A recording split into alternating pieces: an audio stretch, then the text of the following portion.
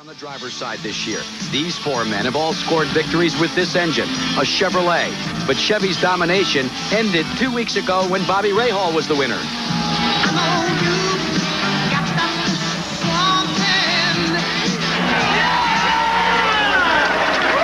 goes a monkey off our back. It was Rahal's first win and the first for the Judd-powered Lola.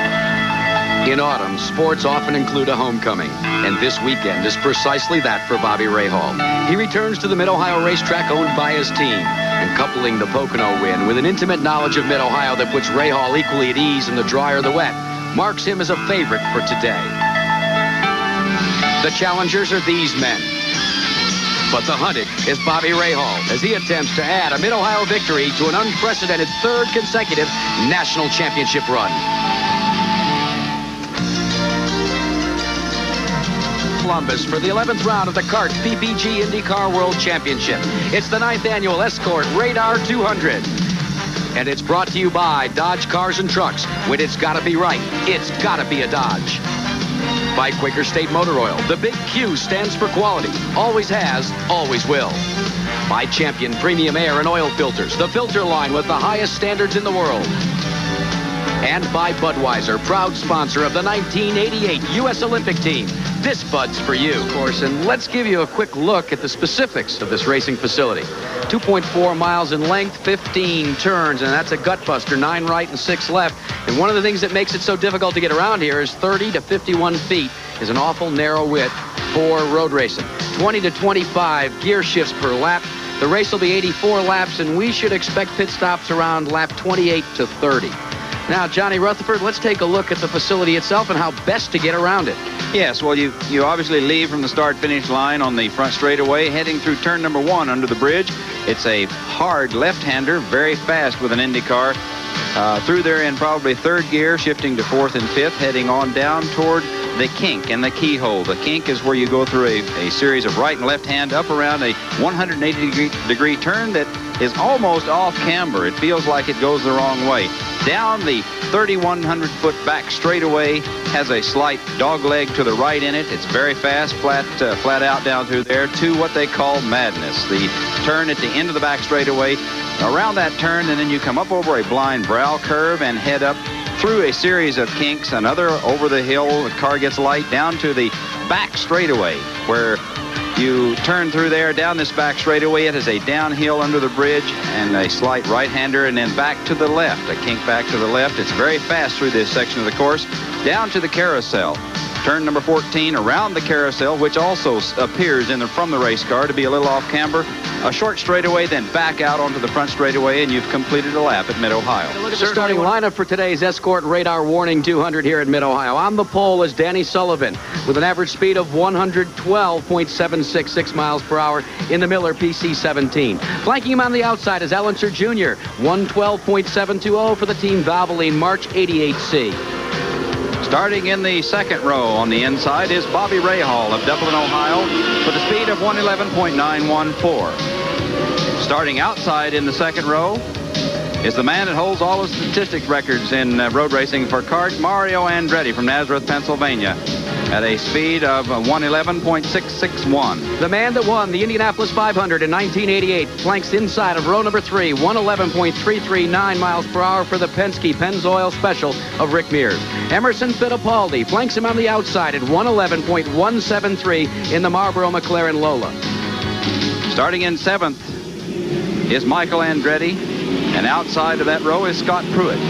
In the 5th row, Dedicadas. There's some of the other starters here. A.J. Foyt getting a good start here. John Jones, Guerrero, Lyondike back after that accident.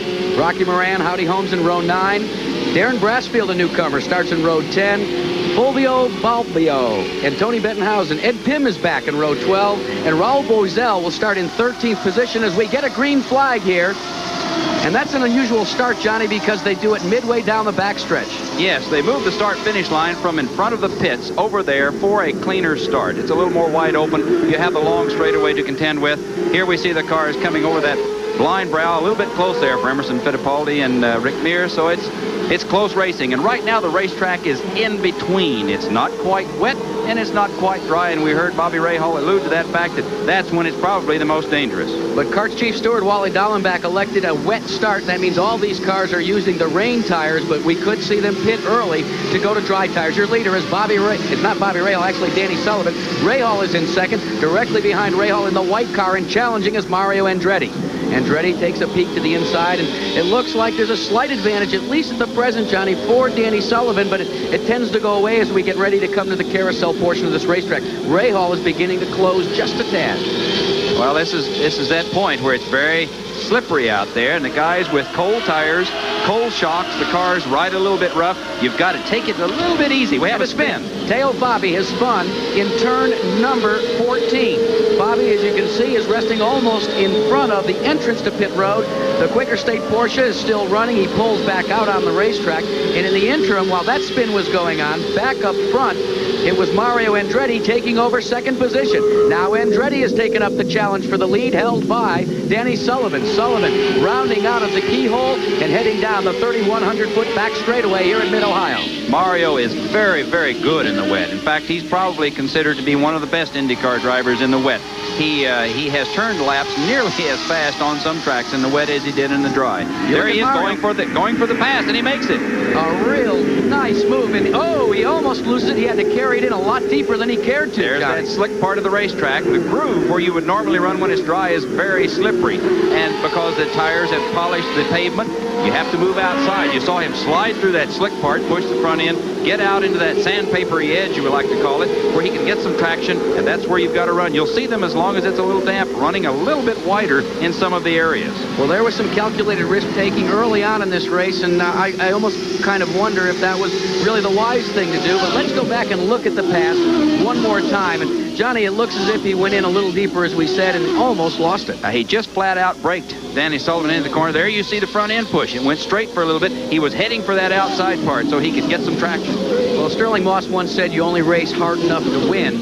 And for Mario Andretti, that's always been his technique. But it's kind of interesting to me to see him challenge this early. Could it be that he's trying to pad his lead to come in for dry tires? I think so. That's obviously that's the strategy at this point. He wants to take advantage of the way his car is working, which is obviously very good. There you saw a tear-off lens come off of his helmet. He pulled it off so he'd have a clear vision and be able, he's out front now, no more spray. He got rid of that. He's opening up a lead.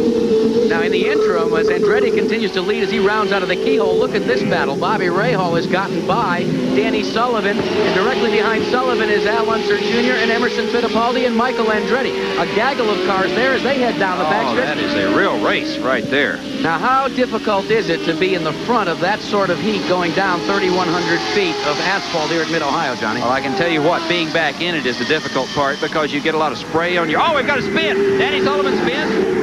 Al Unser Jr., Michael Andretti is off of the racetrack.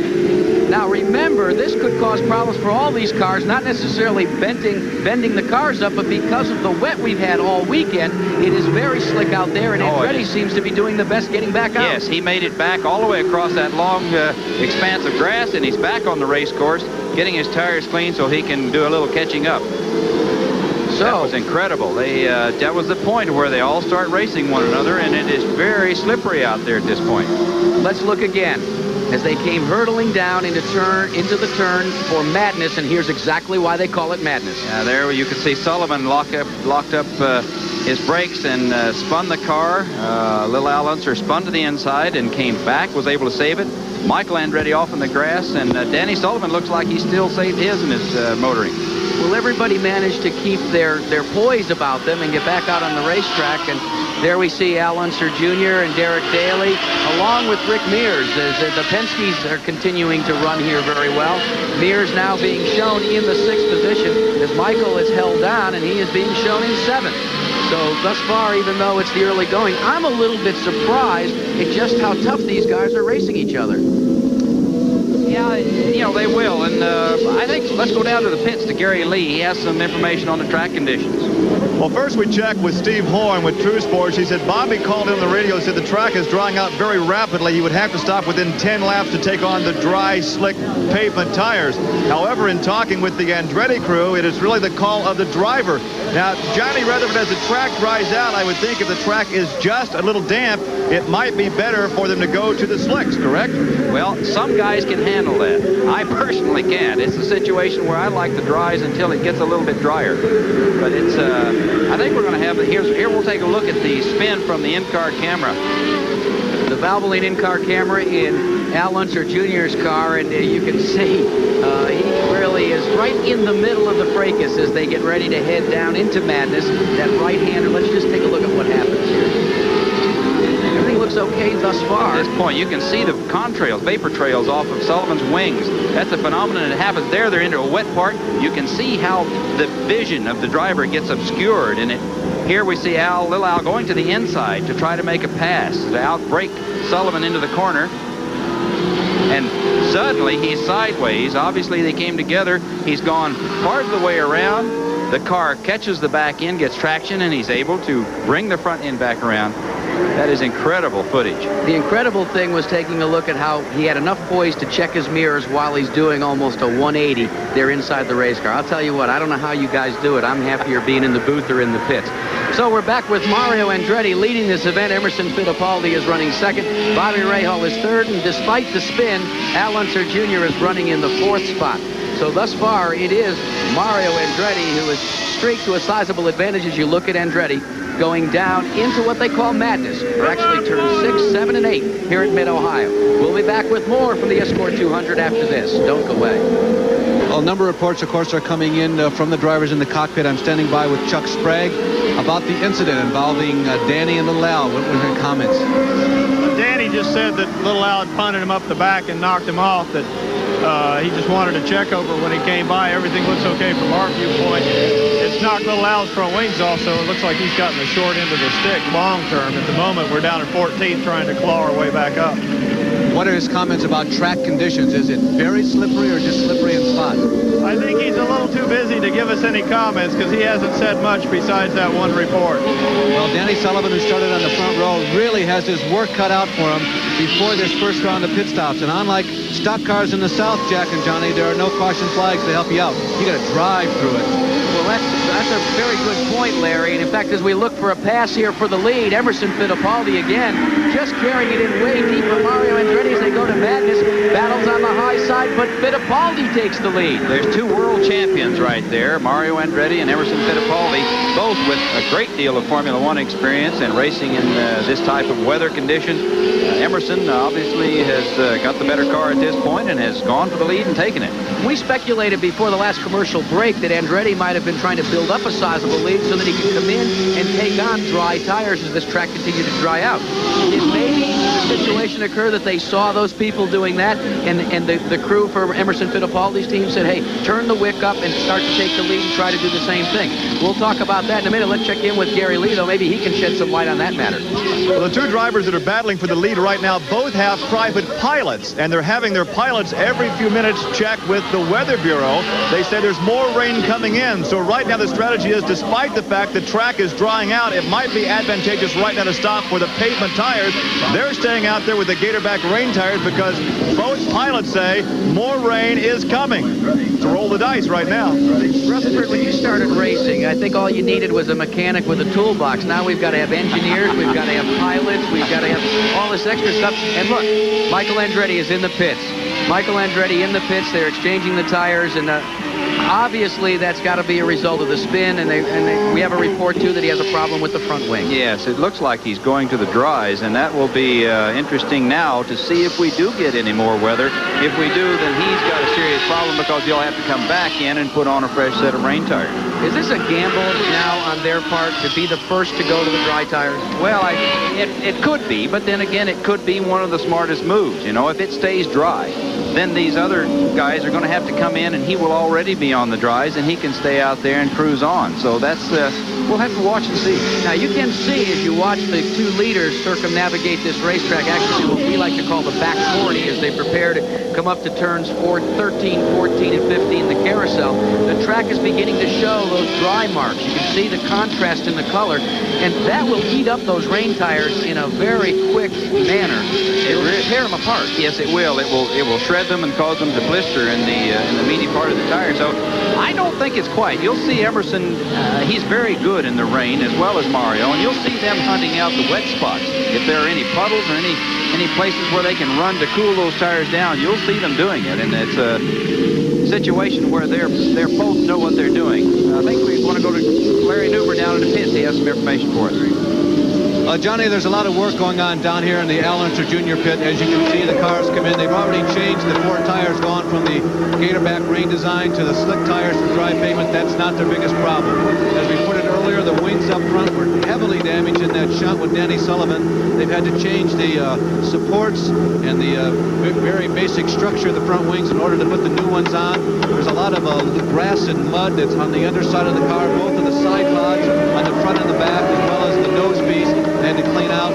Extensive amount of work going on underneath the Al Unser Jr. car. Now, Al Unser Jr. needed a good finish here to really stay in the hunt for the points chase. He admitted that, said he had to, as we look from the driver's perspective. And that's difficult, Johnny, to sit there and know that somebody's working on your car and costing you valuable time. It really is. It's exasperating for you because you're very competitive at this point, and you know what it's going to take for you to maintain or to pick your way back up. So he is back out on the track now. He has a fresh set of front wings. If everything is in good shape, then he's on dry tires. We'll see if it stays dry. He may be in good shape. Excellent shape. Yeah, and that's a point that we should bring up, is the fact that in most cases if he had to come in and repair a wing, it would have been very frustrating. But in this case, he was going to eventually have to come in to put on the dries anyway. He just took the time on this pit stop to be able to do both jobs. While Unser Jr.'s had his problems, a man that continues to streak away is Emerson Fittipaldi here. Now, Fittipaldi is not over the past, has that many great finishes here at Mid-Ohio, even though he's probably one of the better road racers on the kart circuit. But so far, he seems to have found the proper line, at least as this track continues to dry out. And that's good news for Emo, because, Emo's had kind of an up and down year. He really came into it with a lot of expectations. And one of the things that we happened to ask Emerson just a couple of days ago is how, in essence, does a driver find the best line around this Mid-Ohio racetrack? In Mid-Ohio, you have to try to hit the apex of satisfaction on the right place and really to run your car on the inside as much as you can go to the inside of the corner, because it's a so narrow track. Every inch here is important for a good lap time. When you only have every inch playing such a critical role, how precise must you be, John? Very precise. It can be one miscue can put you off in the grass, and as wet and as slippery and as muddy as it is out here today, I can guarantee you would slide a lot farther than you had ever thought you would, and when you get off. So Emerson is right. You've got to use every inch of the racetrack, and it's got to be just right, and there might be a wet spot in that place that you want to use, so you have to be ready for that, and these guys are the best at it. As we watch Emerson Fittipaldi, his last road course win in 1987 north of the border in Toronto, we haven't really begun to see. Well, let's take a look at Raul Boisel, because he started shotgun on the field in row 13, and he's already being posted in 5th, and that's a good run. But again, it may account well because he's a former road racer, knows how to go in the wet, and the last time any of these kart guys ran in the wet was a year ago in Miami. Yes, it's Raul is an extremely good sports car racer, has won the World Driving Championship in that, and he's good. His car must be performing for him well. The Domino's Pizza car, and so he's moving, and to come from dead last to 5th like that in this short a period of time says a lot for his car and his ability. Well, they've had a shuffling of that team as well. Dennis Schwann has departed Team Shearson. The Domino's people seem not to have been too affected by it as Boisel continues to hurdle there. And we take a look at a pit stop by the Quaker State Porsche. A lot of people say this has been a difficult year for Al Holbert and Teo Fabi, but Teo's renewed with the team, and they are going to the dry. So we're beginning to see the exchanges of rubber here at Mid-Ohio as the track continues to dry out. but we'll be bringing you more with the lead contingent here, continuing to be Emerson Fittipaldi, Mario Andretti, and first casualties from this race. Ari Luyendyk, who was battered and bruised so badly at Pocono just 2 short weeks ago. The report from pit road is that his feet hurt just too bad to continue here in the Escort Radar Warning Detector 200 here at Mid-Ohio. A difficult time for the highly touted guy from Holland.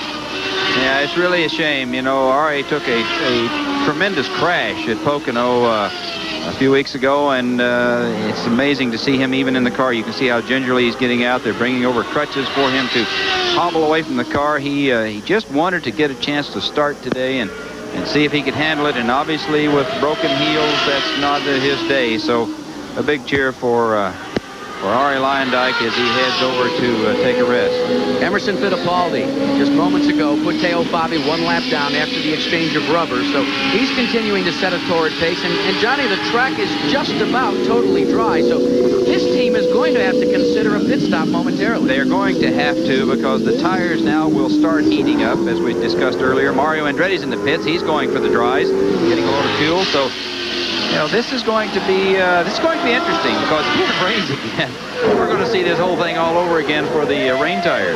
Well, Mario Andretti may have forced the issue just a bit, because he decided to be the first to pit. Carl Haas, Tyler Alexander, and the rest of that crew saying, hey, we couldn't keep the pace with Andretti, so let's force the issue for Emerson Fittipaldi. Fittipaldi still showing the rib tires, those gator back tires, but they're going to begin to come apart, and he's going to have to come into pit road very shortly.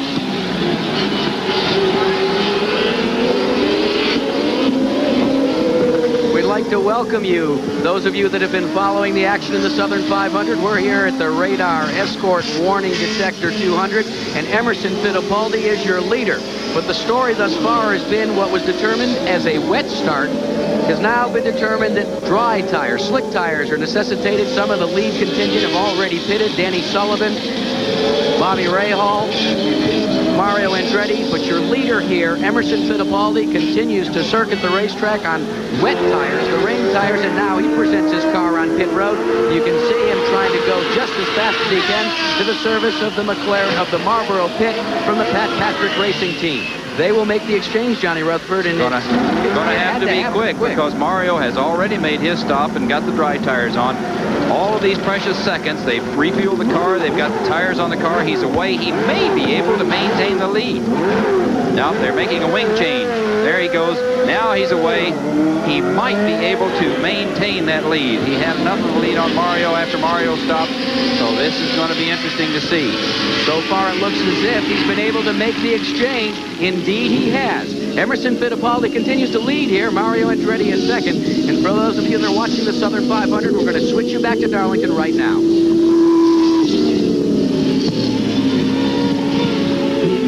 Back at Mid-Ohio, Emerson Fittipaldi is out front, but the man that has moved into second position, and we'll have to check with our pit commentators and see. I doubt it, Bobby Rahal. I may have been in error. I don't think Rahal has been in the pits yet, Johnny, to make the exchange, and he's being posted in that second position. Let's check with Larry Newber.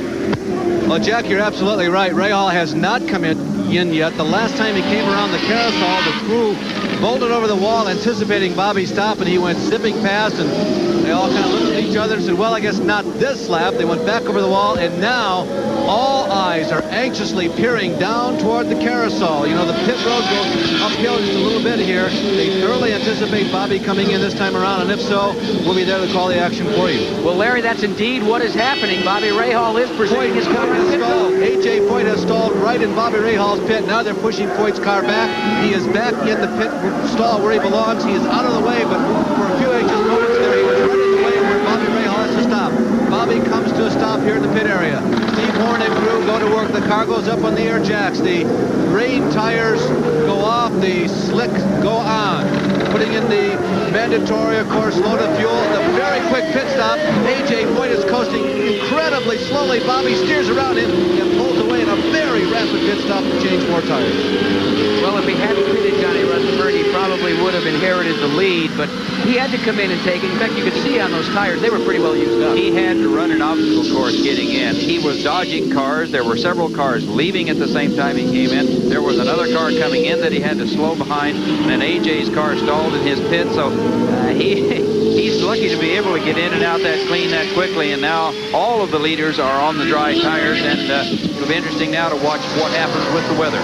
When something as unsettling as that happens on pit road, how long does it take for a driver to settle back down to the task at hand? Oh, it's an immediate situation. You just deal with it as it happens, and then you move on to the next scenario. So the situation for Ray Hall is that he had all of that. It's exasperating. It feels like an eternity when you're slowing down and you've got to wait for all those people, but it's really only fractions of a second, and when you get back out, it's back to the job at hand. Get that car around the racetrack, get accustomed to the slick tires on a little bit of moisture. Now, getting accustomed to the slick tires as we watch Emerson Fittipaldi, and he looks as if he may indeed be attempting to try and find the line with the slicks.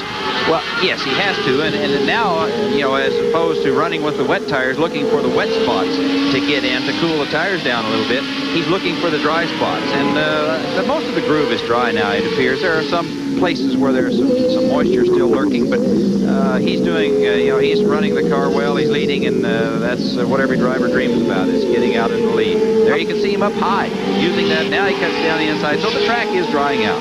Rounding out of the keyhole comes Emerson Fittipaldi, your leader, working the race traffic, trying to get around Ed Tim, who returns to the racing wars here in kart with a brand new car. But the thing that I'm kind of wondering about as we look at Bobby Rahal, and he indeed is trying to work around traffic too, right in front of him, Dale Coyne, is can a driver tell the difference? Is it perceptible, the difference in speed and handling between the wet tires and the dry tires under these conditions? Most definitely, and the thing is the frequency with, you know, with the time it takes you to get from point A to point B is the thing you notice the most, and how comfortably you can do it. Let's check in with Gary Lee. Gary's got some comments. Gary? Well, most of these drivers, John, are coming in simply changing the tires and taking on the fuel. However, Emerson Fittipaldi had a front wing adjustment. I checked with Jim McGee. I said, what handling characteristic was wrong with the car that you had to compensate for? He said, we're simply compensating for the dry tires. So perhaps to the layman, can you explain how that characteristic differs and why they had to make that wing adjustment? Well, I think probably what they're alluding to is the fact that on the wet tires, you don't have quite the grip. It grips better in the wet, but when you get on the dry, it doesn't want to grip quite as good. So you have to make a compensation. The dry tires on the dry grip much better in the front. That's a technical situation between the wet tires and the dry tires, but that's what it boils down to. And so they were just kind of making some fudge factor there and saying, okay, when we go to the dries, let's put a little front wing in it, and maybe that'll solve the whole problem and make the big picture look good. Larry Newber, you've got some additional information on tires. Yeah, Jack, once the track begins to dry out, those wet tires wear out very quickly. Now, here's the tires that just came off the front of A.J. Foyt's car. You can see the rubber beginning to peel up on each of the treads. They go rapidly once the track gets dry, and that's why it's so important that once the track gets dried out, they get these tires off. If the driver does not have an opportunity to come into the pits rapidly, he has to seek out the wet places on the racetrack to race until he can come into the pit area and get these changed. Well, there are very few, in fact, precious few wet spots left on this racetrack here in Mid-Ohio, and it's dry, it's fast, and your leader continues to be Emerson Fittipaldi. Mario Andretti is second, Bobby Rahal third, and Raul Boisel, a very precarious spin by number 23, the Fulvio Balbio car from Monte Carlo, and they just got it pulled out of the way, and especially with limited visibility, I don't think I'd want to be sitting in that car. That's a real bad spot, of course, and if you are in a group of cars and you can't see, you could let it swing wide and, you know, not even know he was there and clip the nose of that car, and it would be a problem. Well, you come up over, as we look at Emerson Fittipaldi, he just came up over that ridge, and your visibility is very limited there. You've really got to be careful. Add the precipitation here and the slipping and sliding these cars are doing, and for the drivers coming up over that crest and then seeing that action, it could make your heart pause a couple of beats. Yeah, it could skip a beat or two, I can assure you. It is very slippery on this brow, and when it's dry, you actually come over that. You can come over it hard enough to make the car get very light and get some wheel spin. So you can imagine what it would be like in the wet, where you've got water standing there on a spot that is polished off like that. It is very slippery. There's your leader, Emerson Fittipaldi, coming up upon number 55. This is when race traffic really comes into play, and the visibility, Johnny, especially when you're working this race traffic. How do you compensate for the blindness that you've got? It's nearly not there. It's almost a case of where you're like running in smoke. You can't see anything. It's very thick. You can see as the car went away from the camera there a while ago, with the spray behind it, it blocks it, obliterates the car. And you can see they have little lights, little tail lights on the cars, which we call rain lights. You have to turn those on when it starts raining. And when you can see how the spray gets on that, it's very, very dense, very heavy. You can't even see that light. So it's a situation where you've really got to be on your toes, and you drive your own race in your own race car. That's about all you can do. Howdy Holmes got his car back started again, the Jimmy Mitchell special from the Alex Morales stable, and Emerson Fittipaldi passes him once again like he did several laps back. Fittipaldi has really slowed the pace down, especially in the madness portion of this course. He is really picking and choosing his line. And we notice the line is moved back out again. Back out to that sandpaper edge where the cars don't run. You'll see him slide. He'll get right out against the gray part, or where the changes from the shiny to the flat color part. Here's that bad top where you rise over and you can get light when it's dry. Well, it's very slippery there. And of course, he's outside the outside edge of the track. You can watch the classic wet road racing line here. He's down there. You have to be, because you come out to the edge of the road very quickly here and down, then heading for the carousel. And the proper line will be moved to the outside. There you can see him. He slips and slides, comes back across the inside. He's got the classic line, and it's very wet, wetter than when we started the race. As we watch Emerson Fittipaldi, the car tends to dart, tends to move around. Is that the turbo coming in and out? No, that's actually a phenomenon of the chassis. The way the tires, you can see how the tires are, when we get a head-on shot of the car, the cambered front end to make the radial tires work properly in the front of the car, and they're up on edges. So those little edges, when you're going straight, want to pick up every little bump, and it makes the car pull around. And so it's very physical. Here's Emerson again out against that outside, getting into that sticky part of the track. So my question would be, do you fight that, or do you, as some drivers say, give the car its own head? No, you have to fight it. You have to keep the car where you want it, because if you don't, it will run off the road with you.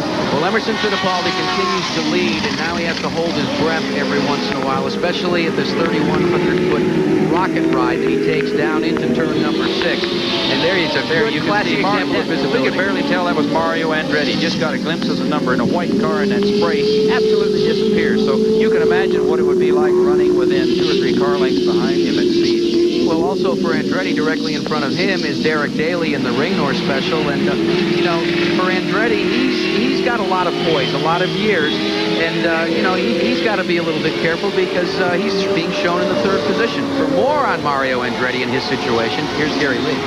Well, I can assure you it is not pleasant down here. We had the umbrella talking with Carl Haas, the car owner, but because we were in the way of scoring, they couldn't see the track. They said, lose the umbrella. So here we stand out in the race. And Carl, you're taking all the time to make all these notes, and Mother Nature is washing all the notes away. That's the way it looks, yeah. You obviously are not in contact with your driver right now, but for those that are, what is Mario saying about strategy right now with the weather conditions?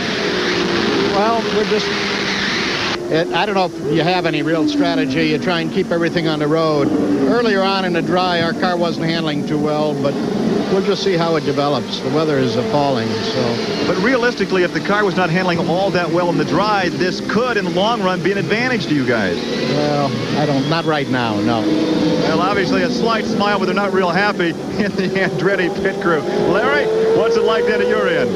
Well, Gary, I'm at the opposite end from where you're standing. I'm right by the carousel, and I know that this is not high-speed IndyCar racing, but I don't know about the rest of you at home watching, but this is utterly fascinating to me. It really is, because you get to see skills from these race car drivers that you don't very seldom get to see. Who can really stand on the gas and get the most out of their machines on wet conditions like we have here? And Johnny, I want to ask you about this. It's much more an intellectual game than it is a physical or an athletic game. We see all kinds of different lines, different types of tactics being employed as they come around this carousel, and parts of this racetrack, particularly here in the carousel, have become so slow the drivers are comfortable enough to take at least one hand off of the steering wheel here and wipe the fog out from underneath their visor as they come around this corner. So it's much more mental than it is physical, isn't it? Who told you that? Not true, eh? Listen, you ought to take a ride in one of those things, try to keep it on that gray part out there instead of the green part, and it gets to be pretty dicey, and it's very physical. Not to contradict you that much, but it is. Well, your leader here is the Marlboro car with Emerson Fittipaldi, but guess what? It's starting to clear one more So we may be back to dry tires before this thing is right to the top. And talking about skill and experience, this guy needed some today. A.J. Foyt has spun. And that's the same place that Balabio spun a while ago. So it's very slick there. You know, this whole racetrack. Now we're getting sunshine, and it's going to change again. So it's going to get interesting. Don't go away. A lot of concern a couple of weeks ago, and you relieved A.J. Foyt at Michigan with his bruised kidney, and they were very concerned about him. You've had a chance to talk to A.J. He's in fine fettle now. Yes, he's a racer. You know, A.J. likes to race, and he's 53 years old. You know, and people keep telling him, you know, A.J., you ought to quit, you ought to retire. And he says, when I want to, I'll retire. And I think that's great. That's the same way I feel about it. You know, I'm trying to put something together, and I'm going to get it done and want to go racing. Richard Petty once said, when it stops being fun, I'll get out of the race car. And I think that's the same for a guy like A.J. Foyt. A fellow that's having a lot of fun today is Bobby Rahal. You know, Rahal is still being posted in second position.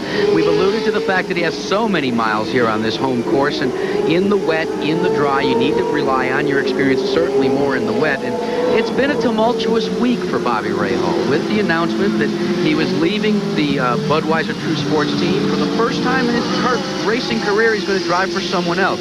Bob Jenkins, one of our colleagues from the Southern 500, had a chance to visit and examine the whole question about Rahal. Oh, Bobby Rahal, at least according to Steve Hornick, made a mistake. What about you, Johnny Rutherford? Has Rahal made a mistake?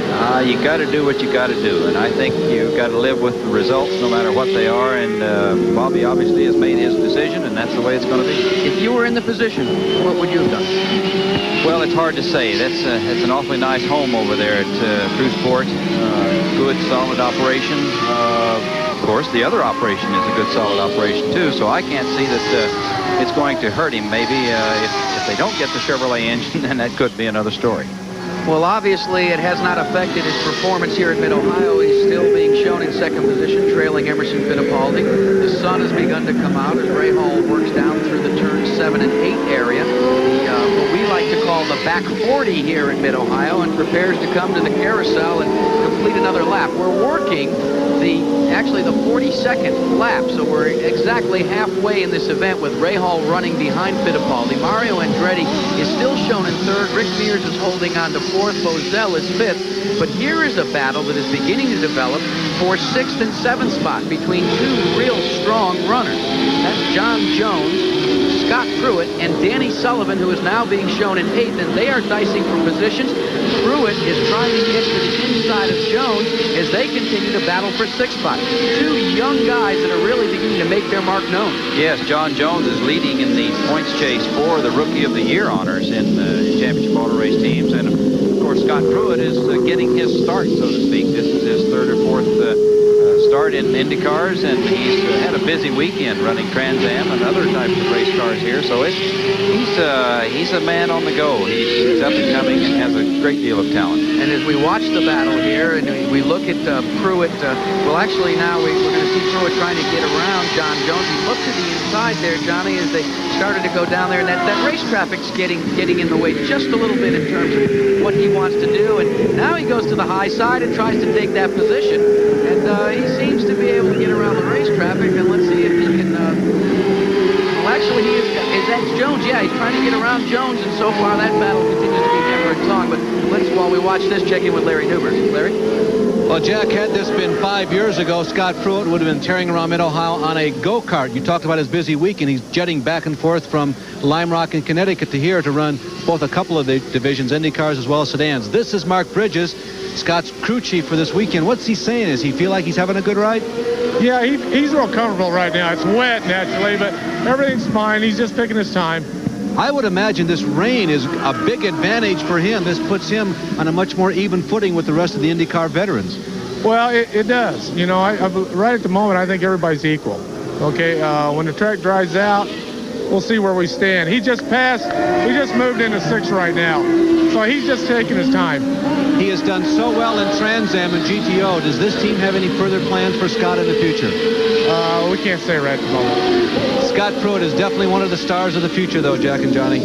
Well, and he is also subbing for an injured driver, and that, of course, Kevin Cogan, who injured his arm there in Toronto several races ago.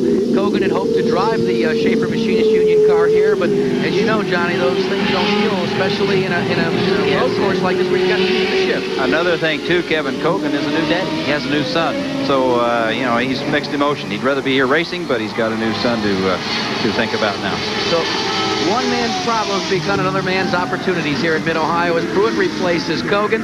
But Emerson Fittipaldi continues to lead this event, followed by Ray Hall, Andretti, Beers, and Bozell.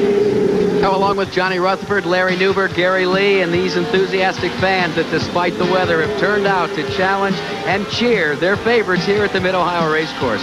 You know, it's always great to come to Mid-Ohio. It's one of the better run facilities in road racing, and these fans appreciate that, Johnny. They really do, and of course you can see how thick they are right there. I don't know what, maybe they think the body heat will keep the rain off of them or something, but they're in there. At the halfway mark, your leader continued to be Emerson Fittipaldi. This man is moved in as we are now presently working the 46th lap, but let's take a look at the mid-race recap. Fittipaldi led 32 of the 42 laps, and that's a darn good average speed. Yes, it is, considering all the wet we've been in. The pitted on laps 13 and 27. That, of course, due to the fact that we had going from wet tires to dry tires and back. We've had no cautions for no laps, no full course cautions. We've had 4 leaders, 7 lead changes, and 22 cars remain out on the racetrack, which is a good indication of the quality of competition here in kart. Yes, the guys are paying attention, and it is wet out there. It's very slippery. You can see the spray off of the tires. The cars, it's drying out a little bit because we've got a breeze and some sunshine trying to creep in here, and if it gets a chance, it may be that we'll see a dry finish to this race anyway. So let's take a look at the out of race. We've talked to Michael Andretti. We showed you Ari Lyondike, why he went out. Dale Coyne, who had an engine expire. Darren Brassfield, another newcomer to IndyCar racing, yes, that hoped to do well today, but he'll get another chance another day. And your leader continues to be Emerson Fittipaldi, and many people say that he's one of the better road racers in the wet. But let's check in with Gary Lee. Gary? Well, we're keeping an eye right now on the flags, the weather, and the wind. The wind appears to be coming from the southwest, and from that direction we have, for the most part, clear skies, which would indicate we could well finish this race under dry conditions. Now, the strategy here in the pit area of the leader, Emerson Fittipaldi, is this. They want to change to dry tires and take on the last of the fuel at about lap 52. That would be in that window that would get them to the end of the race. However, they can only hope the track is dry enough at that time to take on the dry tires. So far, he's gone through 1 set of wet ones, 1 set of dry ones. He has a wet set on now, and in the pit area, we have 2 sets of wet and 2 sets of dry. We have plenty of tires, but if the track dries out, look for your leader to stop on lap 52 for dry tires and fuel. And you know, there you could see a good indication of Fittipaldi, Johnny, trying to seek out the wet a little bit. Still too dry, still too wet out there. It's not dry enough for him. You saw him fishtail as he tried to really squeeze it off of the corner there, taking the low line down inside to try to get by Bozell.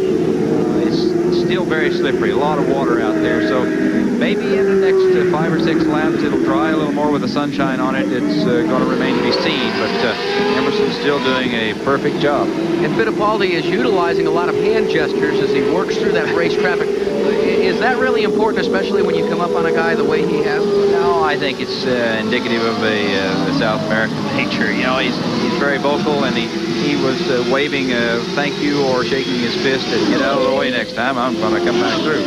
Emerson Fittipaldi, a man of many things, former Formula One world champion. A lot of people wrote him off when he retired from F1, and a renewed enthusiasm when he came to kart championship racing.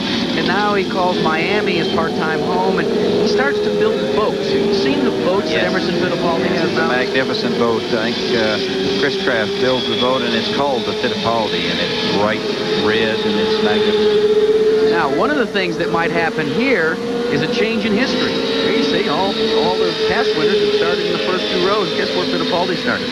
In the 3rd row. Yeah. Well, you know, things happen. Well, they say records are made to be broken, right? Yes. But there's still a lot of racing to go, and you don't ever want to write one of these off to one of the front runners, especially with the changes back and forth in the track.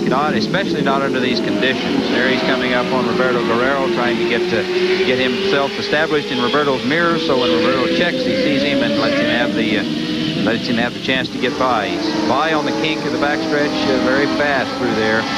flat out, even though it is wet, and down, braking hard into the madness corner, staying to that edge of the grade, trying to get that little bit of traction so he can get off of there with some throttle and carry some speed on up to the next turn. His sponsored cousins in Formula One competition have actually made a shambles out of the chase for the World Championship. And that, of course, were the Marlboro McLarens. And a lot of conversation over the last 2 years that Fittipaldi, with the sponsorship of Marlboro, may entice Ron Dennis and company to come stateside and field a competitive kart PPG car. Anything you've heard? That's a definite rumor, and I talk to people that I think should know the answer to that, or have some insight, and I get some grins, and I get some definite no's, and oh, I wouldn't think so's, and who knows. So it's one of those things to where if they do, they'll be a contender, I guess. One thing that we know for sure, Ron Dennis has been stateside several times, not necessarily at the race, but he's watched a lot of IndyCar competition. So who knows what may portend. And there you see Fittipaldi wiping his visor, and when we look at race strategy, I think Larry Newberg can give us a little bit of insight from the pits. Jack, let me lay out a couple of questions for you and Johnny and maybe Gary to ponder on.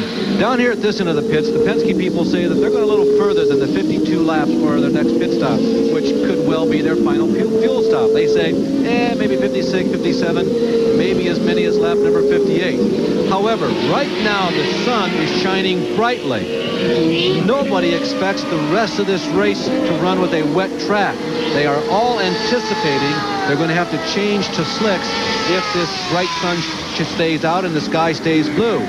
But they don't think the track will be dry by the time this first round of pit stops come in. So, what do? When you come in, if the track is partially wet, do you change to the dry tires and wait for the track to come to you? Or do you stay on the rain tires and then make a second pit stop later when the track dries out? The question is, which will cost you more time? What do you think? Well, I think it'll cost you more time if you don't change, because you've got to come back in and make that four-tire change to the dries again, or to the wets, or from the wets to the dries. So, you know, the situation with the fuel and them being able to go a little longer, I would think you're not running as hard, using as much throttle in the wet, so you're conserving a little fuel. So that's why they're able to go, I think, the extra few laps in order to stretch the situation. The longer they can stretch it, the better their opportunities of going from the wet tires to the dry tires and making it to the end. So it's a gamble. You know, it's a roll of the dice, and I think personally that you've got to just kind of wait to see how long you can go and hope that your fuel light's working properly and you get a chance to use it. Well, there you could see Fittipaldi fishtailing as he rounded a corner there. He's continuing to work this car just as hard as it possibly can go. But one thing, as he comes up on Ludwig Heimrath Jr. in the McKenzie car working into the keyhole, one thing that nobody seems to be too concerned about today are brakes. And normally here in Mid-Ohio, brakes are a major concern. And it's the source of our quick fact today with Larry Newberg.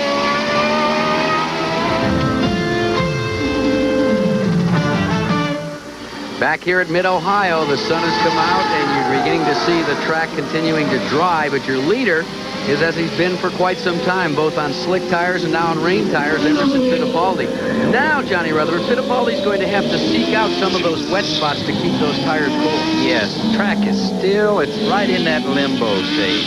It's very miserable right now because there are more wet spots than dry, and you can't depend on it, so you've got to kind of pick your way around. As you can see, Emerson is really not running real hard there, but he's running just hard enough to maintain. The car is handling extremely well, and he's done a marvelous job today.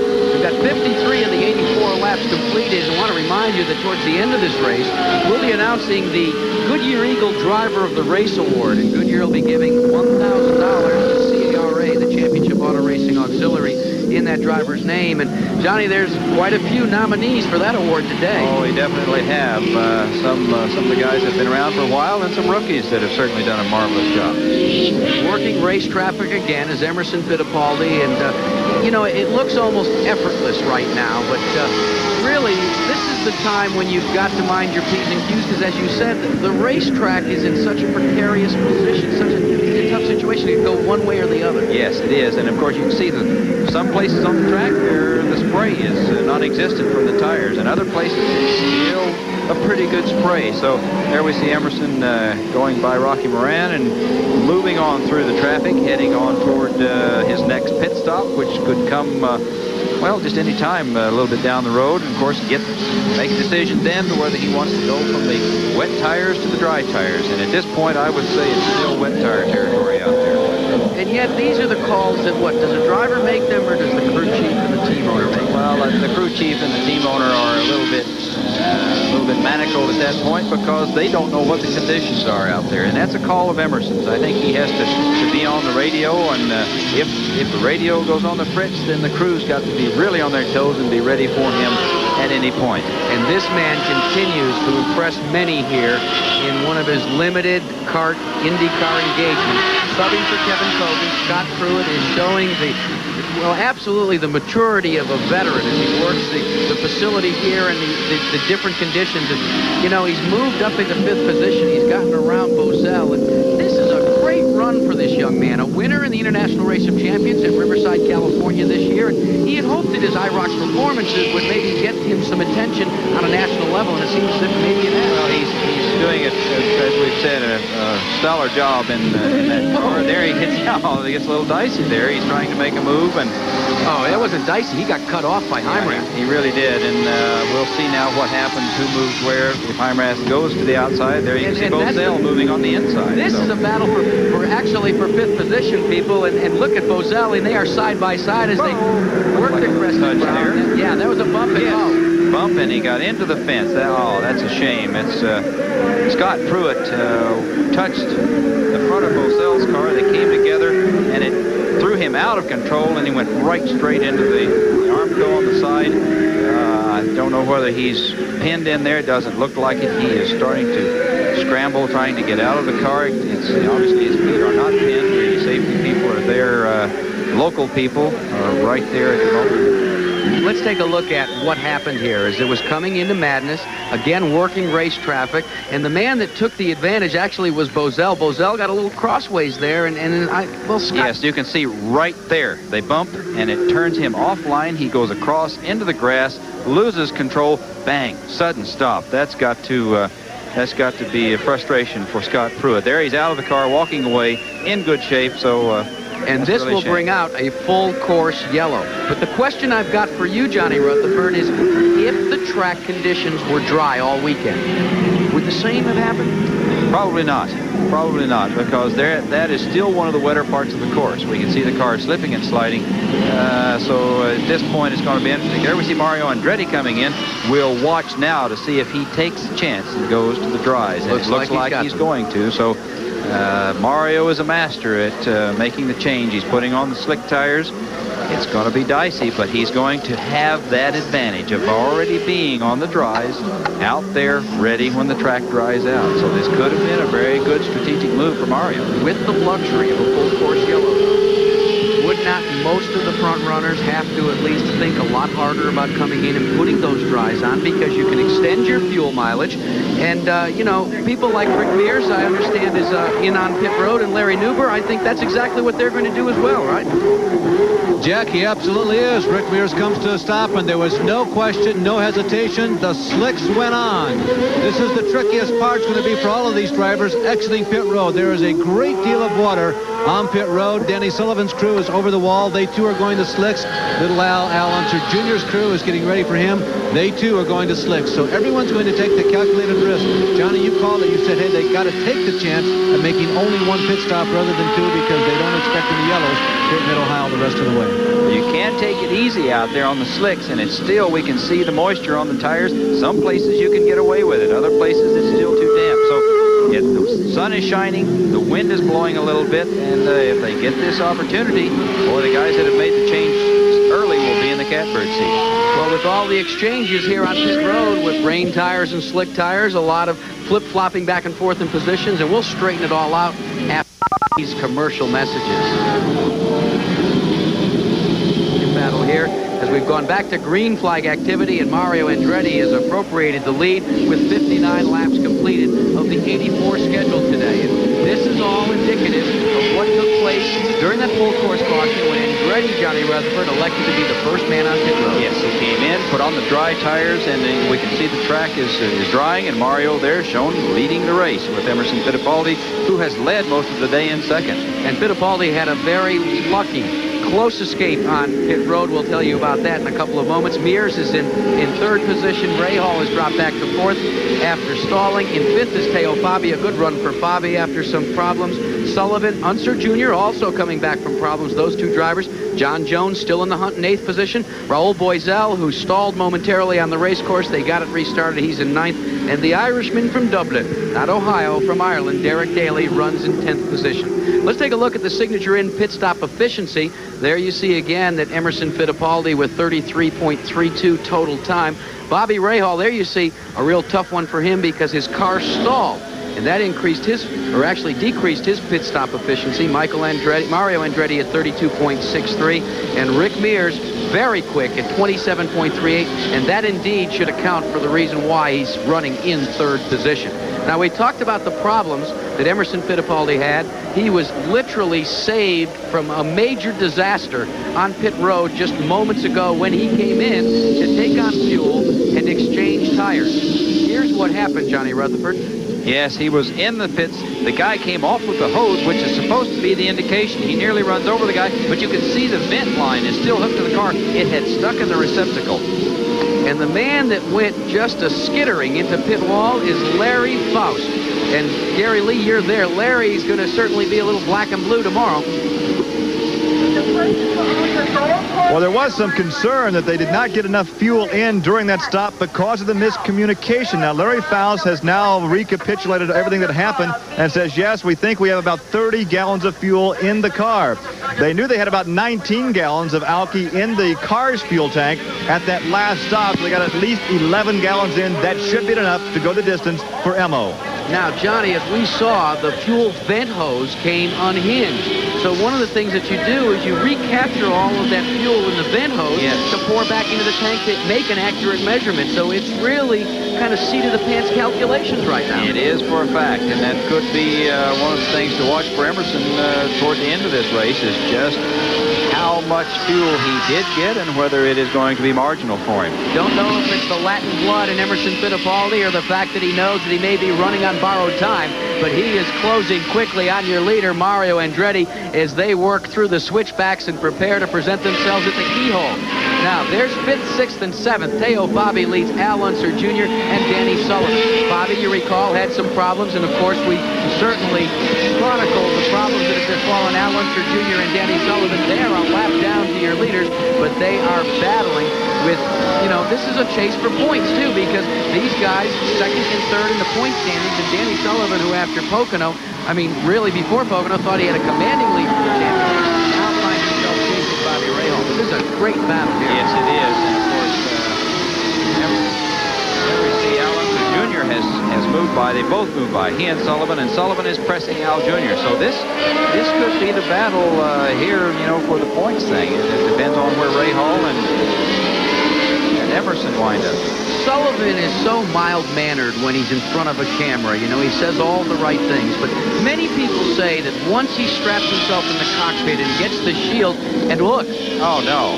Rahal and Ludwig Heimrath. Ludwig Heimrath Jr. are both off. Rahal is against the guardrail there. He's taken the... Uh-oh, he's coming out of the car. He's not at all happy. No, he is not. He's going over to have a few words with Heimrath Jr., and that's really a shame. You know, I'm sure Rahal is certainly upset, and rightfully so about that, because that's the point.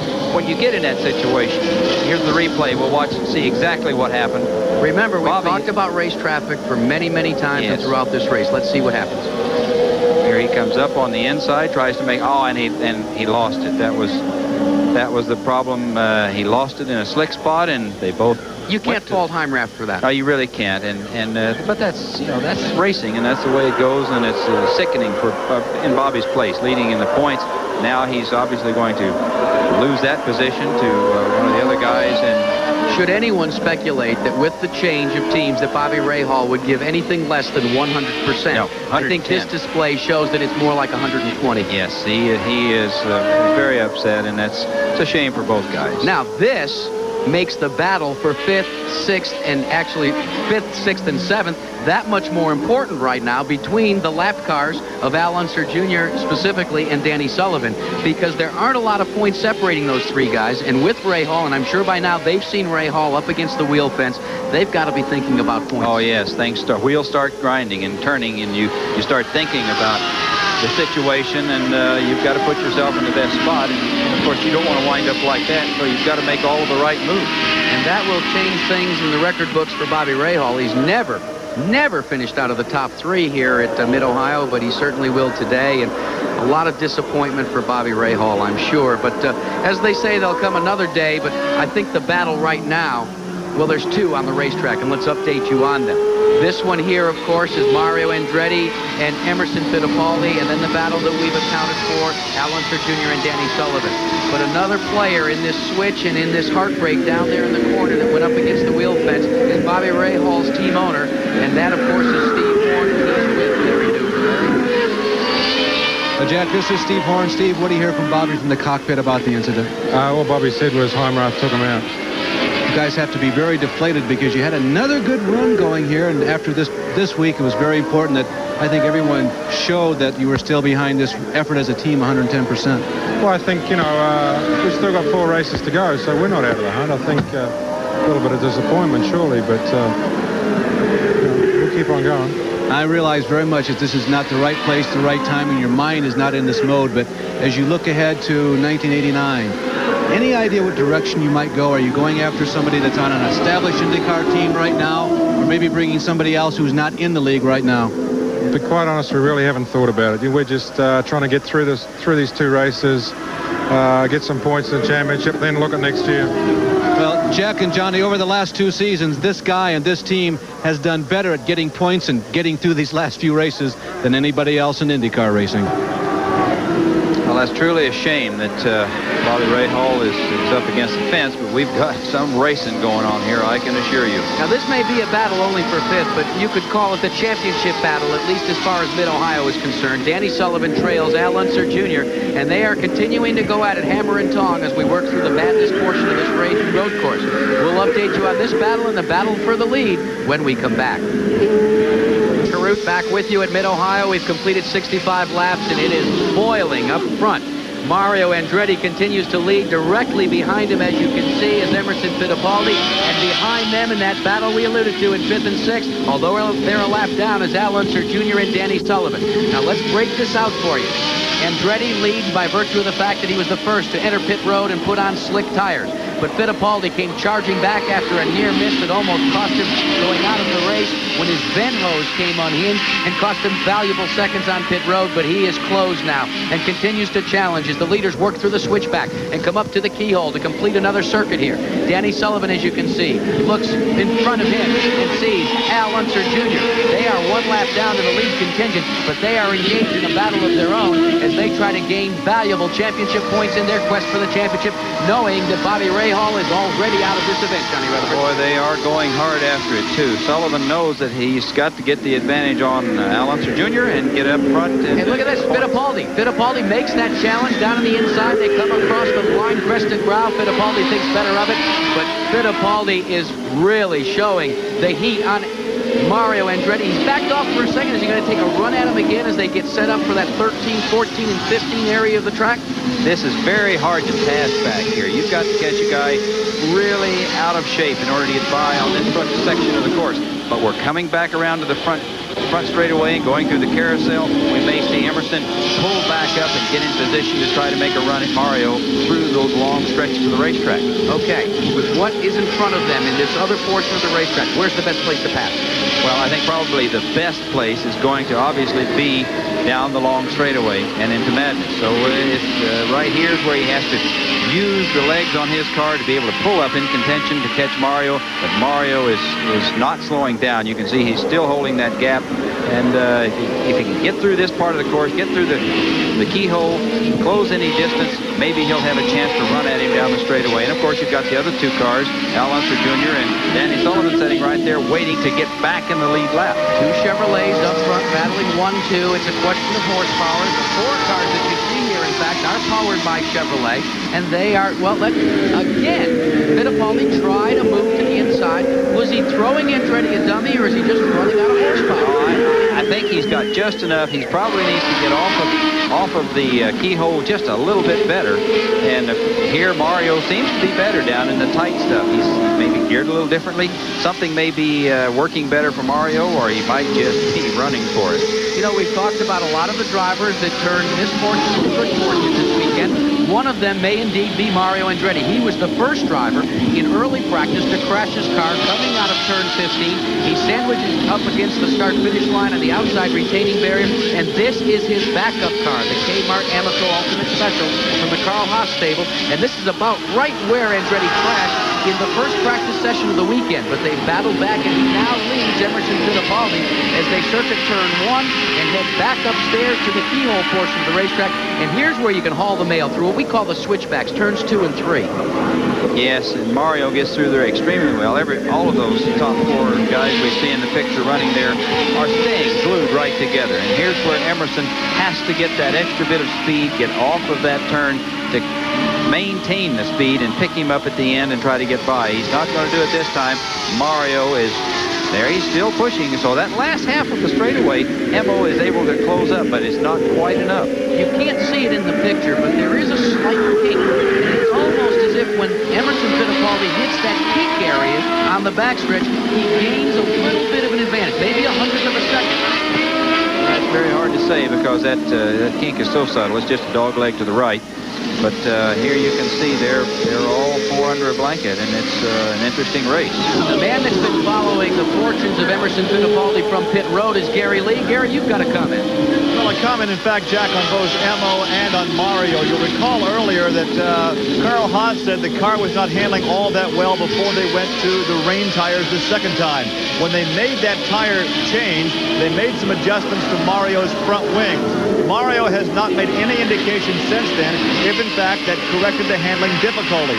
Now, according to the Emo camp, he has always been able to use that Chevrolet horsepower to run somebody down, then outbrake them.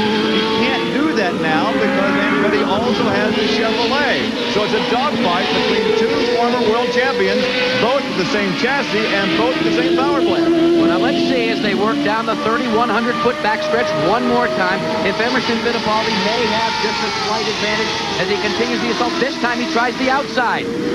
No, he still can't quite. That's the closest he's been so far, and he's making a move. He is going around on the outside. He gets to the edge of the grass, makes the move. Fantastic drive by Emerson Fittipaldi, going by Mario Andretti. That was artistic. There's no other word for it. No, that was a perfect textbook, picture book pass. Let's take a look one more time at this pass. It was not telegraphed. It was just a case of being in the right place and painting the perfect picture for a pass. It was incredible. I think he had watched Mario trying to close that door on the inside. He took a chance and went to the outside, used that sandpaper edge of the track to get by and made a perfect pass. So Emerson Fittipaldi is reappropriated the front position from Mario Andretti. Andretti drops back to second. Now, in the meantime, the fellows that have had the best view of all this action are continuing their own battle directly behind these 2 cars. The battle, as we said, 1 lap off the lead pace, but a battle for championship points. The 4th car in your picture is Danny Sullivan. Directly in front of him is Al Unser Jr. Sullivan in the Miller American Special, Unser Jr. in the Valvoline Special, and they are battling for championship points. And as I was about to say several laps ago, Danny Sullivan's so calm, cool, and collected. When he slaps down the visor and is all alone in the race car, then he say he has one of the better killer instincts in racing. And another man that can do likewise is Al Unser Jr. And he's beginning to climb all over Mario Andretti, and that will be costly to Andretti in his chase for Fittipaldi. Well, there he made the move, but didn't quite get the job done. Mario appears to be slowing just a little bit over what he was, and it's very hard to say at this point because either he was holding Emerson up, and it didn't appear that way, or he's got some sort of a little nagging handling problem, but the other 2 have closed in very close to him. Now, Al Unser Jr. and Danny Sullivan are 1 lap off the pace. Mario Andretti is on the lead lap with Emerson Fittipaldi. How fair is it for a guy a lap down to be racing with a guy that's chasing the lead lap?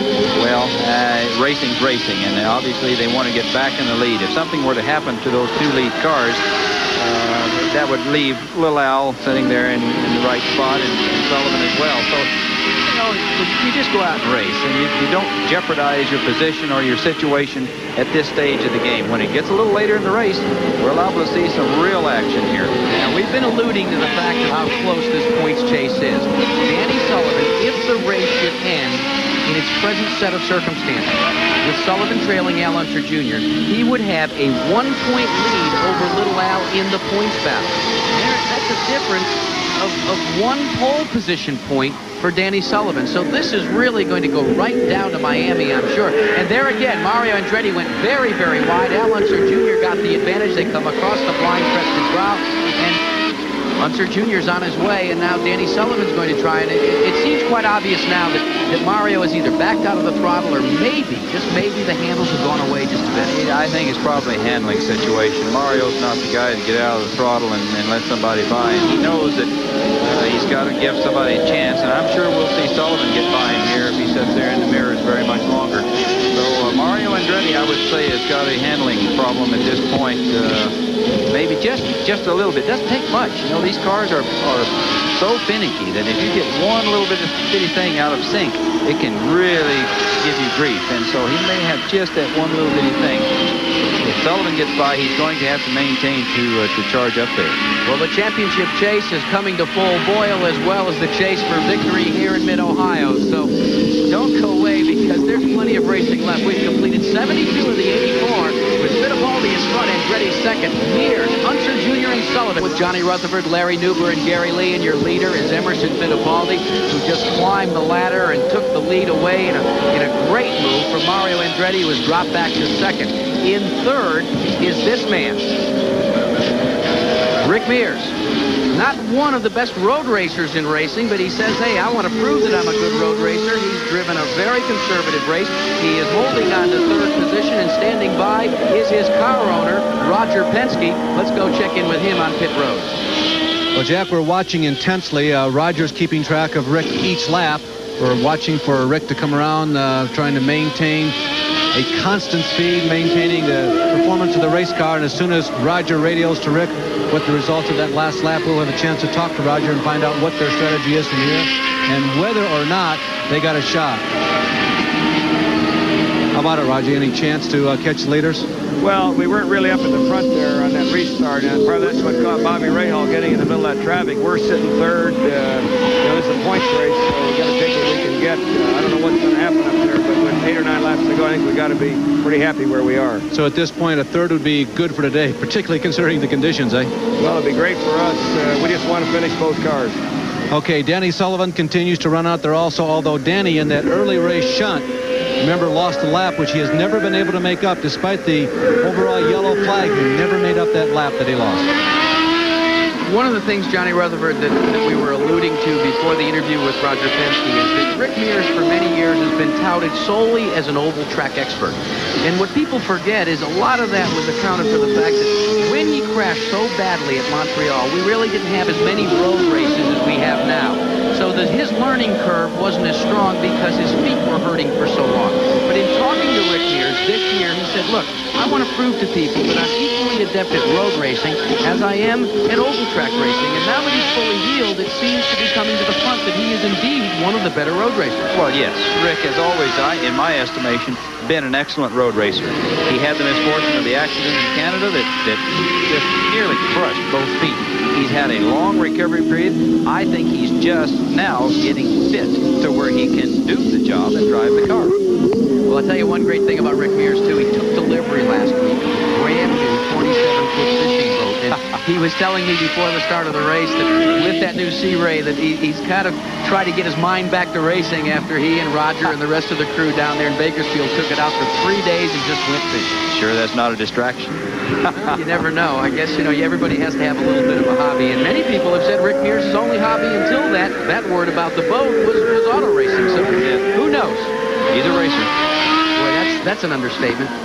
This is a racer as well, ladies and gentlemen. Emerson Fittipaldi, who, in my mind, made what has to be one of the most brilliant and excellent moves that I have seen in road racing, in IndyCar competition. competition in many a year as he took the lead away from Mario Andretti several laps to go. And, you know, for Emerson, until this race, you know, he'd never led a lap here. And now look what he's doing. So for Fittipaldi, certainly the learning curve has gotten better, even if he never led a lap. You know, like this year, the Marlboro Lola is a 1987 car. And after the first thing here, we feel like we don't have enough downforce in the car. I was very fast down on the straight compared to Danny. I followed Danny. But on the downhill corners where the car gets very light, I don't have traction, I don't have grip. Grip this afternoon, though, and I wonder, was the rain a blessing maybe in disguise for them while they're hunting for the right setup? Well, it could well have been, because they had an excellent rain setup, but the car has been convertible, you know, and here we see him making very short work of traffic. You know, he just comes up, and if the guy gives him any courtesy at all, he's able to blast right by, and so the car is optimum. He's been working extremely well in the dry and extremely well in the wet, so the car's got to be perfect. The next man to be dispensed with will be Ed Pym in car number 33. And Emerson Fittipaldi is showing people the fast way around here at Mid-Ohio Racetrack as he continues to lead the Escort Radar Warning 200. But Andretti's right behind him with Mears, Unser Jr., Sullivan, and Bozell. Well, with apologies to Willie Nelson and his buddy Holmes, the laps are dwindling down to a precious few here. Only 5 to go for this man, Emerson Fittipaldi. Now, believe it or not, Johnny, he's only finished 4 of the 10 previous races run in 1988. So when we talk about momentum, this could be a boot for this team as well. He's made up for it here today, I can assure you. He's led nearly every lap, and the car's working exceptionally well. When you can take a car and make it work in the dry like that and in the wet, well, that's the sign the team's got a handle on the situation, and he is doing a marvelous job leading this race, having made that textbook pass earlier on Mario Andretti, taking the lead back, so he's having a fine day. His last road racing victory was back in 1987 at Toronto, his last oval win in 1985 at the Michigan 500. But this man today has impressed everyone. Not only the pass, but the fact that he did it with one of the toughest competitors, a guy that knows how to use the mirrors, knows how to use the throttle, and in a very difficult portion of this racetrack, Mario Andretti, you know, he's like a lot like Bobby Allison. You have to really work to get by Andretti. That's right, and of course, the fact that they're both world champions of past, you know, that says a lot. They're both heads-up drivers. Knowing a man like Mario Andretti, how appreciative after it's all said and done will he be of the past? He will acknowledge the fact that he was put upon down there by a master, I'm sure, because Emerson just did it like you're supposed to do it. Not to be redundant, but it certainly was reminiscent of a Rembrandt standing at an easel. The way Emerson Fittipaldi took the lead away from Mario Andretti. Now, there is Al Unser Jr.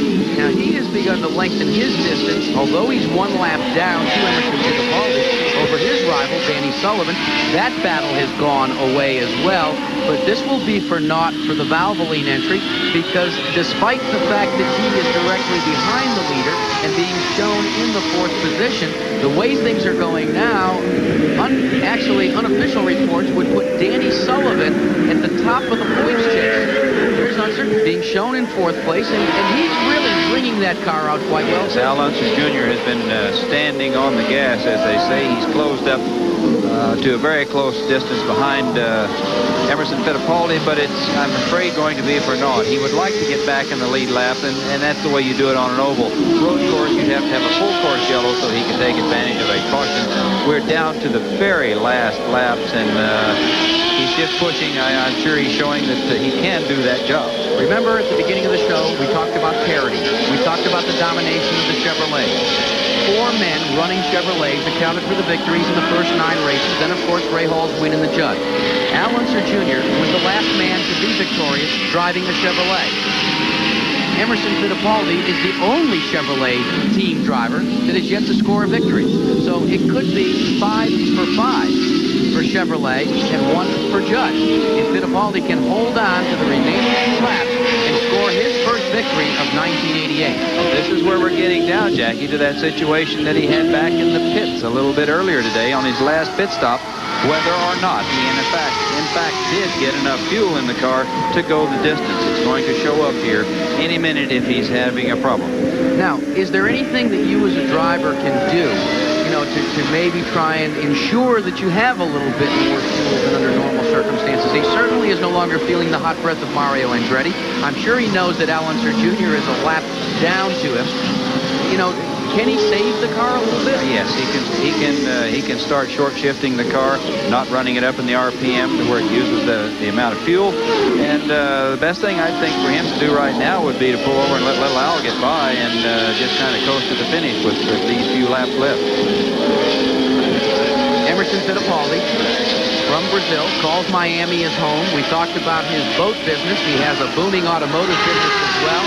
Manufacturing accessories, and Al Unser Jr. really chomping at the bit, as they say, trying to get around Mario Andretti. And, you know, shades of Meadowlands as well. Now, that was a battle for the lead, but I'm sure that Emerson has got to be thinking about that as well and saying, maybe I ought to let him go by, especially as they begin to round out of the keyhole and go to race traffic. But there, now we see the reason why Unser Jr. is trying to get around Emerson Fittipaldi. It's because of this man, Danny Sullivan. Where did he come from? Well, he didn't fall out of an airplane and just land there. I can assure you he has moved and used the muscle of that Chevrolet and pulled into position. And listen to this. That last lap, Danny Sullivan turned a 109-mile-per-hour lap. By 2 miles per hour, the fastest lap of the race. How about that? Well, he's on the move, and of course he wants to get up there and challenge for this position with Al Unser Jr. Emerson's just sitting there waiting for the checkered flag virtually, and hopefully he'll be able to stay out of trouble, not have any problems, and we'll see what happens here in a few minutes. So Danny Sullivan all over the back deck lid of the Valvoline car from the Rick Gallis stable, being piloted by Al Unser Jr. In the meantime, Emerson Fittipaldi not being challenged for position, but being challenged by fuel consumption, continues out of turn number 15 and takes the checkered flag. He is the winner of the race today. Sullivan will have to settle for 5th position, Unser Jr. 4th, Rick Mears hangs on for 3rd, and Mario Andretti will take 2nd. What a great win for Emerson Fittipaldi. As we said, his last road course win was in 1987, his last oval win in 1985, but this afternoon, after going into this race, never having led a lap in the Escort Radar Warning Detector 200, he not only leads, but he wins that race here in 1988. And he is, in our opinion, the Goodyear Eagle driver of the race, Emerson Fittipaldi. So Goodyear will be sending a check for $1,000 in his name to Kara. It will be from a very good driver to a very good cause. And that's a good pick. Yes, I think so. Emerson did a marvelous job. Showed his prowess in the wet and the dry, and the team did a marvelous effort putting the car together, making it work that well for him, and he's happy, waving at everybody, and that's the cool-off lap when you've taken the checkered is, it's a shot of adrenaline. For Emerson Fittipaldi, that thumbs-up signal is always indicative of true happiness for that Latin-bred individual with the long hair that, boy, I tell you, I'd like to be in as good a shape at his age when I'm his age, and, his spirit has been rekindled as he takes the congratulations of those around him, and the crowd has been very appreciative of this run here today as well. And a great run for Pat Patrick, Chip Ganassi, and the rest of the Patrick Racing stable. This is a well-needed and much-deserved win for them. So Fittipaldi comes home victorious here in Mid-Ohio to score his first victory. Andretti 2nd, Mears 3rd, Unser Jr. 4th.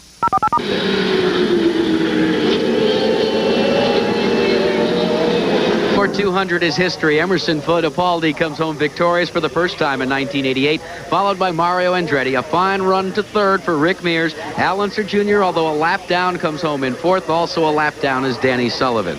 The Winner's Circle interview today is brought to you by Goodyear Tires. Goodyear, because there really is a difference. Let's go to Goodyear Winner's Circle now, and Gary Lee. Gary?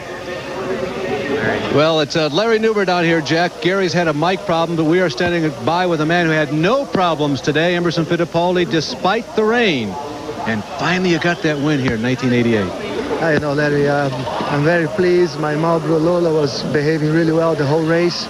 And the toughest part was trying to pass Mario at the end of the race. Also, you got a great start because we started on wet conditions and you were ready to go when the green light came on. Yeah, I did a good start, and the team made incredible work on the pits. We were fast on the pits, we were fast on the track. I'm very pleased. And late in the race, you came out of the pits after the final pit stop behind Mario, and you got him. Was that one of your more classic passes as an IndyCar driver?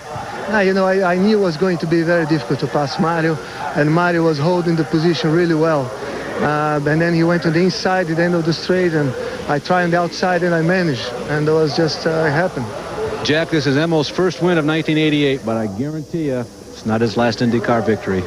Well, that must say it all right there. That picture there, and the man that finished in second, Mario Andretti. There'll be another day for Andretti and his team. They ran well, too. We'll be back to wrap up the rest of the activities here at the Escort Radar Warning Detector 200. But first, we've got to break away for these messages. Finished the top 10 in the Escort 200 for 1988. Emerson Fittipaldi comes home victorious, his first of the year. Mario Andretti in second. Rick Mears a steady run to go home in third position. Al Unser Jr. and Danny Sullivan round out the top 5 after going a lap down during an early race spin.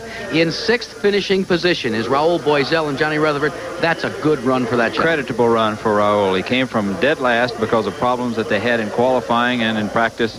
And moved up to 6th spot. So Raul did a marvelous job today. Excellent call. Should go down as well for your 7th place finisher, John Jones, that rookie that is chasing that title. Deo Fabi puts the Porsche in 8th finishing position. Derek Daly finishes in 9th. And a man we didn't talk too much about this weekend, but he's done a great job. Didier Tays, a good future in kart racing ahead of that young man. He finishes in 10th. Now, what does this race do to the point standings? Well, there you have it. Danny Sullivan now goes back to the lead, followed by Al Unser Jr., Bobby Rahal, Rick Mears, and Mario Andretti. In 6th position, a tie for 6th, is Raul Boisel and Emerson Fittipaldi. Michael Andretti holds on to the 8th position, 9th to John Jones, and Derek Daly in 10th in the National Championship chase. Now, next weekend will be barn burner. So, seems appropriate that the rains have subsided. It's clear. The victory goes for the first time this year to Emerson Fittipaldi, his Pat Patrick Ganassi team. Very happy in victory lane. For Johnny Rutherford, Larry Newber, Gary Lee, I'm Jack Arute saying Happy Labor Day. We'll see you next week at Elkhart Lake, Wisconsin. So long.